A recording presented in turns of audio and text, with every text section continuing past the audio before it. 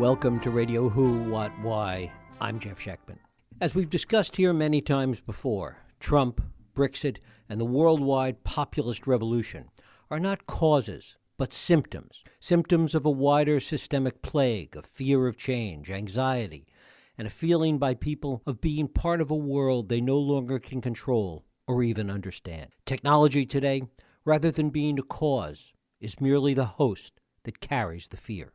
Not unlike the Industrial Revolution a century ago, disruptive change takes its toll. The difference now is that it all happens at hyperspeed and in full view 24/7. How we deal with it, whether we put those that have been left behind in Hillary Clinton's basket of deplorables or find leadership that will lift up entire countries, may very well determine the fate of the world. We're going to talk about this today with my guest, Ian Bremmer. He is the president and founder of Eurasian Group. He's the author of 10 previous books and lectures widely and writes a weekly foreign affairs column. It is my pleasure to welcome Ian Bremmer to Radio Who, What, Why, to talk about us versus them, the failure of globalism. Ian, thanks so much for joining us. Delighted to be with you, sir. Is it a failure of globalism, or is it a failure of leaders to sell the benefits and the reality of globalism? Well, I mean, you could argue it's both, right? I mean, it's not the failure of globalization. I mean, the economic process works. You've created an enormous amount of wealth. You've brought a global middle class into being, and you've reduced the price of goods. So globalization it works as promised, but globalism is a political failure. It is the failure of leaders and their institutions, the failure of the structure. I don't want to give it just to leaders, because you have to recognize that when you have a system where it's taking 18 months to run an election and it costs billions of dollars, and you have massive private interest and special interest lobbies that are able to ensure that big changes in policies just can't happen. The AARP and Big Pharma makes big changes in healthcare and affordability of drugs just not on the agenda, right? Is that a failure just of leaders? I'd like to have more courageous and strong leaders, but I think it's broader than that. Is it a systemic failure in that the kind of democracy that we have been operating under, the kind of system we've been operating under, simply is inconsistent with, doesn't work with a globalized structure? It certainly doesn't work with a globalized structure when technology is added to the mix, right? That's the piece that I think really frightens me, because in the last 5 years, we've seen that the media no longer functions for civic democracy. It's become something that's really dividing people because it's all about advertising to people only the information they like. And far more people are going to get displaced by technology, big data, automation, artificial intelligence, than were ever displaced by globalization and jobs moving to China. So I worry that our existing political institutions are not quite up to the task of what we need to do to make it work for the average American, European, Canadian, Australian, you name it. Right. I was going to say, it's not just our political institutions, but really it's the political institutions of the West, of liberal democracy. That's right, because I think Americans seem to think there's something about the United States that's particularly toxic, and that's why we got Trump. Just not true. I mean, we got Brexit in the UK with exactly the same kind of voter base, people that didn't want to hear facts from their political leaders, their business leaders, their media, because they felt like they'd been lied to for decades, and so they just didn't trust those institutions anymore. That's exactly why you got the German elections against Merkel. That's why the Italians just voted all the establishment out, by far the most anti-establishment votes since World War II. It's why Macron almost lost in the first round and had to get rid of his established parties to be able to win as president. The only advanced industrial democracy in the world that is not having this problem is Japan. And it's really interesting. The population is shrinking, right, which means that the average Japanese, even though the economy is not growing, is doing much better per capita. They don't accept any immigrants, and their military is constitutionally forbidden from actually fighting abroad. So in other words, the one country that doesn't have a problem with globalism is the one country that rejected globalism. Well, it's also in part with Japan that the population it's such a homogeneous population, and that it's really hard to find some other quote unquote to blame. Well, as I said, no immigrants, right? I mean, you can't be upset with immigration if there ain't no immigrants. I mean, people have been telling the Japanese for decades, you're not growing. You need to bring in, cheaper labor from Southeast Asia. And the Japanese have consistently said, no, we won't do it. We'll accept lower growth, but we're going to maintain our homogeneity. And, you've seen in Scandinavia, these are countries that everyone thought were the paragons of social democracy, liberal democracy. Suddenly they bring in huge numbers of migrants from places like Iraq, and then they start voting for political parties that feel like the National Front in France. And, that's not social democracy. The argument that globalization, both as an economic and a political institution, has been good for the world, that it has brought down crime, that it has created huge middle classes in many parts of the world, including China and India, most notably. Is there any value to people understanding that argument? Yeah, of course there is. But you can't give them that argument in the abstract when they're suffering from an unprecedented opioid crisis, or when their educational system isn't good enough to get them a functional job, and when their factories have closed down. It just doesn't work. I mean, I grew up in the projects, and, my mother read the National Enquirer every week, brought it home. She's a smart woman. She wasn't an educated woman. She dropped out of high school. But she understood a much more fundamental truth than globalization is creating a lot of cash, which is, screw all this globalization. What about my kids? And no one's going to take care of my kids unless I get something done. I need to lie, cheat, and steal, but I'll do that to get an opportunity for my kids. And I think that's, if she were alive today, she would have voted for Trump. My brother did. And I didn't grow up with any capitalists because no one in the projects had any capital. And I just don't think that you can convince people in my community that globalization is something they should vote for unless the people that are making all the money off globalization start actually caring about them. How is this different? I mean, other than the obvious ways, but in terms of some of the broader issues, how is it different from the upheaval that we experienced, that the world experienced during the Industrial Revolution? Look, I think that what they called the Gilded Age, right, pre-Depression, is very similar to what we're experiencing right now. I would say there are two big differences. The first big difference is we, in the next 10 years, are going to be surpassed, the United States, by China, that will become the world's largest economy. And unlike during the Great Depression, China is a competitor that does not agree with us in our fundamental outlook towards the world. China is not a liberal democracy. They're an authoritarian political system. They're not a free market economy. They are a state capitalist economy run by the state. And so, therefore, the potential timing for us to go through this, sort of crisis of identity in the West is really bad, because it's happening when China has Xi Jinping as president for life. They've got the China dream, and they're about to become the largest economy. That way, and they're writing big checks. They're doing a Marshall Plan right now. It's called One Belt, One Road. Mm-hmm. They're writing really big checks for other countries to align more with Beijing, while we couldn't be bothered even thinking about that. So that's one big difference.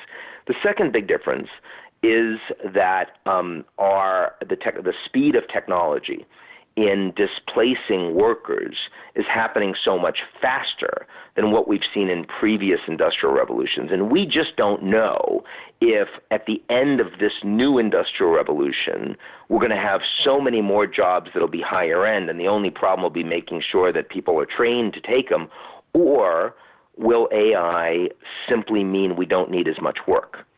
Because, we had, in previous industrial revolutions, human beings were fine, but horses weren't. Right? We ended up with only 1/10 the horse population that we had before the Industrial Revolution, because you didn't need them to drive electricity and steam engine anymore, right? So instead, horses were suddenly useful only for entertainment and food. And I mean, if that happens to human beings, I mean, I'm pretty entertaining. I don't know about you, but for the average human, that's not an attractive outcome. Given all the inherent problems, economic and political, that we've been talking about in globalization, to what extent do you see it all being exacerbated in really fundamental ways by this populist revolution and by Trump, Brexit et al.? It is exacerbated because the solutions being offered by Trump and Brexit are not ultimately going to make life better for the Western economies. And by the way, if Jeremy Corbyn becomes prime minister in the UK, that's going to be much more damaging than anything that happens through Brexit. I mean, he's not a good version of Tony Blair. He's kind of like a good version of Trotsky, right? And so a lot of damage to the British economy in the long term. And if you don't have the money, your ability to take care of the poor people is a hell of a lot more challenging than if you do have the money. But, you know, having Brexit and having Trump should serve as the beginning of a wake-up call. I'm not sure I write this book if it isn't for Trump and Brexit, right? I mean, if Brexit had gone the other way, it was a pretty close vote. If Hillary had won, you'd have a whole bunch of people pretending things were all fine. And so even if I wrote the book, everyone would say, don't pay attention to that. So I think more people are willing to think about this. And you're seeing, not just about books, but you're seeing more CEOs saying we need to really invest in the future of our workers that otherwise won't have a shot. We're seeing Steve Case, the former AOL CEO, who's now investing in venture capital for entrepreneurs in flyover states that otherwise never got the cash from, you know, sort of the big investors. That wouldn't have happened, I think, if it wasn't for Trump and Brexit. So I'm glad that we're starting to see some local level experiments, and I'm hoping, if my book does anything, it'll be to create a lot more people that want to start experimenting, because we're not going to get the solution until we have a lot more people trying things like gig economies locally and universal basic income locally and better training, universal lifetime, and seeing what's too expensive, what works, what doesn't work. We got to start addressing this problem in small ways before we can do it in big ways. It's interesting that you talk about those potential solutions, and I agree with you that those potential solutions are going to come from the bottom up in some cases. They're going to be local in terms of the experimental nature of it, and they're going to come from the business community, which seems to have a clearer or certainly sharper eye about all of this than Washington does.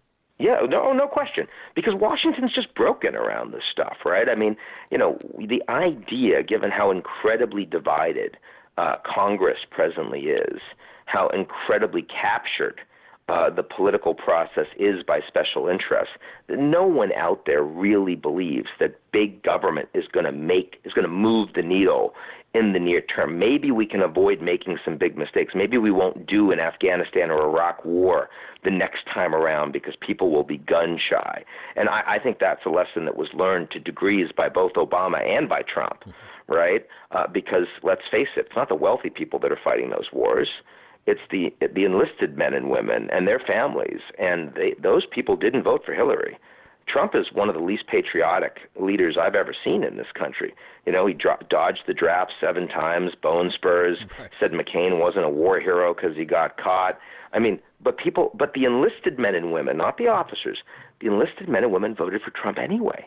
And they voted for him because they thought, well, he's not the one that's going to keep sending us to these failed wars. That's interesting. What role is China going to play as this situation continues to evolve? What ways in which China, and as you touched on it before, is really operating on a global stage now? How will they find ways to exploit this? They are the big winner globally from Trump and from Brexit and from everything that's happening with us versus them right now, because they have an alternative model. And for decades, we've been saying that they were going to become more like us, that as they became a consumer-driven, middle-income economy, they would need to politically reform or they'd fail. Turns out that's not true. So first of all, it gives more legitimacy to their own system. No one is pushing China for democratization and bigger human rights right now on the global stage. The Americans can't credibly say that. And, beggars can't be choosers. If other countries want their money and they're the only ones building infrastructure, then you're going to accept whatever the Chinese say. So that's one way they take advantage. But a second way they take advantage is if the Americans don't want to lead, if it's America first, and if we're saying we don't want to put the money into NATO, we don't want to support the Trans-Pacific Partnership, we're not interested in all these multilateral alliances where other countries take advantage of us, suddenly the Chinese look more like, a real alternative. And a lot of countries around the world are hedging towards China. That's not as true militarily. Militarily, the Chinese are only a regional power. Taiwan, Hong Kong, the Southeast Asians, they understand that. But economically and technologically, the Chinese are increasingly setting alternative standards, competing standards, to those of the United States and our allies. And that will ultimately mean that more economies will shift to those standards, and they'll shift to the Chinese currency. That'll undermine American growth. Given the nature of the divide today and the way in which technology accentuates that, as you talked about before, how does all this turn out? The technology piece is by far the most troubling, because I think that for 25 years ago, you may remember there was a cartoon in the New Yorker magazine with a dog that was on a computer, and he talked to his other friend, another dog who wasn't on a computer. He said, on the internet, no one knows if you're a dog, right? I don't know if you remember that one. Right. And, it was the idea being that technology really empowers people. You can be whoever you want. You can be anonymous. You get all this information. It's the communications revolution. It's going to undermine authoritarian states. That's why we had the Arab Spring, the Tunisia revolution, the Egypt revolution. Today, if you're on the internet, everyone knows if you're a dog. Right? Today, it's not the communications revolution. It's the data revolution, the information revolution. It empowers states. It empowers corporations, does not empower individuals, and it undermines liberal democracy. Technology used to strengthen liberal democracy 25 years ago. The data revolution undermines liberal democracy, and that's a really dramatic change that's happened in just 5 years. And that worries me, that our ability to maintain civic nationalism, open communities where we want to lead by example and we want to reach out to other countries as opposed to pulling up walls, becomes a lot harder with the role that technology plays in our societies today. Maybe that means, and you touched on this before, that local government, local control, local experimentation, local issues really becomes the focal point of future governance. It's possible. There's no question that, as we talked about in Japan, local communities can be more homogeneous. Individuals have a better sense of who their leaders are. They have more ability to engage in relationships with them. They trust them more. So decentralization is really helpful. The problem is that technology is advantaging those that can aggregate and use data effectively. And so, if we thought China was going to fall apart and itself become more decentralized, actually China's consolidated a great deal of power under Xi Jinping, and a big part of that is big data. A big part of that is social credit and the fact that people do and don't get benefits from the state, like the ability to travel or the ability to, sort of get nice housing or whatnot on the basis of how they behave and the data that's been collected on them from their government. So it may be that the West is becoming more decentralized, while authoritarian states are becoming more centralized. Maybe the North Koreans can now more effectively open up to other governments and not threaten the efficacy and the stability of their regime because they can control everything that people are actually watching. Where 10 years ago, if they had allowed in investment, people see the way life is going to be, that would be a revolt, a revolution in North Korea. Maybe authoritarian states don't need to worry about that as much anymore. One of the other things that happens from that kind of decentralized government or decentralized control or local is a greater reliance on tribalism. You stay in communities and in neighborhoods with people that are just like you and only just like you. I think that's absolutely right. And I think this is where Trump is very effective, is he is by far the best us versus them president you've ever seen, right? Trump's ability to say that we need to build a wall because Mexicans are going to come here and rape our women and criminalize our population, that Haitians are going to bring AIDS, that Nigerians are never going to go back to their huts if we allow them in the U.S., that even inside the United States, the black athletes we let make tens of millions of dollars, and then how dare they kneel during our national anthem. That's a very effective message to promote tribalism. And it may not be the kind of country that we want to live in, but for a lot of people that feel like they have been forgotten, that their communities, no one is looking out for them, suddenly you have a president all of whose rhetoric and many of whose policies is actually oriented towards that. It's interesting because the rhetoric and the policies don't sync up at all. And one wonders, putting all the other scandal and all the other stuff aside for the moment, that disconnect between rhetoric and policy arguably has to catch up at some point. Well, some of it is real disconnect and some of it isn't, right? So, I mean, definitely on the economic side, it will catch up because Trump's tax plan and his budget is a bunch of candy. Everyone benefited. Everyone had prizes, right? The rich got tax cuts. The poor got tax cuts. Businesses got tax cuts. In a low interest rate environment, now interest rates are going to go up. Deficits are going to spiral like crazy. When eventually we see some deficit cuts, who's going to take the hit? You know it's going to be on benefits for the poor, right? And so that's going to catch up to him. But Trump's desire, to pull 2,000 troops out of Syria and not expand the war in Afghanistan, that actually really is aligned with the interest of the average American. Trump's desire to not allow in refugees and Trump's desire to, have a Muslim ban, that's a policy that's really kind of widely supported among his base. And, you can argue that the economy is going to get hurt because now no international students, you get 25% reduction in international students coming to American universities. That's certainly going to undermine our competitiveness long term. But the average worker has been taking it on the chin anyway over the last 40 years. They feel like they're getting what they want under Trump as a consequence. I mean, it has broader economic consequences just in terms of what those students that are coming in spend here. I mean, and the impact on colleges and universities. You're absolutely right. And if this was only about the economy, you'd have a really good argument. But again, if you've got large communities in the United States that have said the economy's done really well, the markets are growing like crazy, what's in it for me?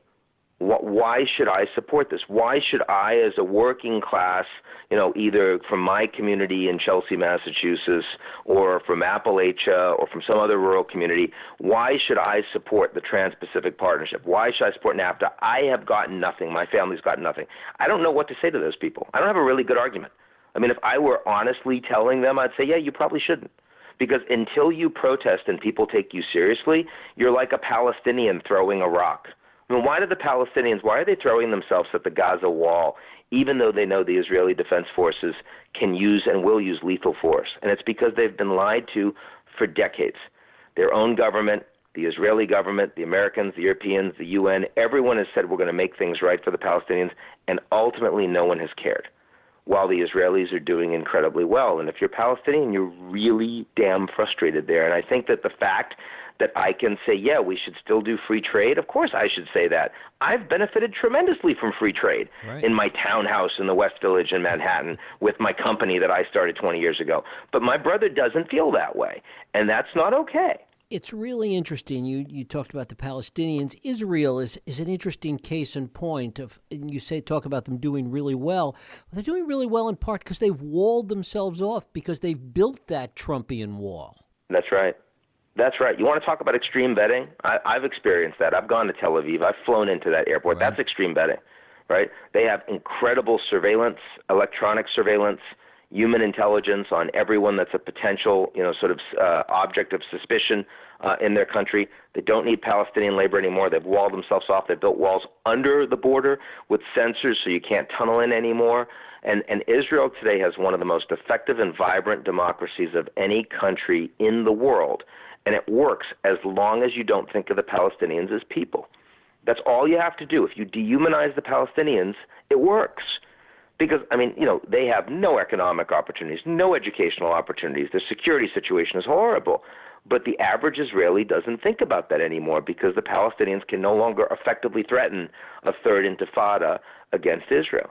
As you look around the world, and this is what you do in terms of really analyzing the state of play and the state of countries around the world, where are the models? Where are the places that there's either leadership or systems in place that might work within the context of all of this change? Unfortunately, Israel is a model, right? I mean, the fact is that if you don't fix the social contract, the ability to wall people off is becoming stronger and more attractive to a lot of governments. China is increasingly a model. It's not one that you and I may like, but it is a model, and a lot of countries will follow it. For a long time, we thought India was going to do better because they were more democratic. Now the Indians are thinking, wow, the way that the Chinese handle big data with our new universal ID and biometrics that is not voluntary, everyone has to do it, we can start growing faster than we did before if we more like China, less like the United States, less democratic. So first of all, my concern is that a lot of the models out there are models that are more authoritarian. They're models that are more top-down. They're models that involve more us versus them. The models that are not like that right now tend to be either really rich and small and globalists like Singapore and the Emirates, who are providing incredible training and great metrics on how everyone in government's working, and they can because they've only got a few million people, 9 million in the Emirates, 6 million in Singapore, and they're all really rich. When you're really rich and you're small, you can do this stuff. Japan, much bigger, completely homogeneous. If you're not so homogeneous, the models have been pretty small. They've been pretty local so far. And where have those models been, even the small ones? Well, I mean, you can point to certain communities in the United States. I like what Baltimore is doing right now with Johns Hopkins universities and a bunch of their business community together, public-private partnerships, to reach out so you don't have the town-gown divide that you did before. And I think other cities in the United States are starting to do that. I like that San Francisco, very wealthy place right now, they've decided to provide free education, community college education to everyone that lives there that wants it. And I think that's a great thing to do, and I'd like to see more of that. But because right now, people aren't addressing the problem. So we're not close.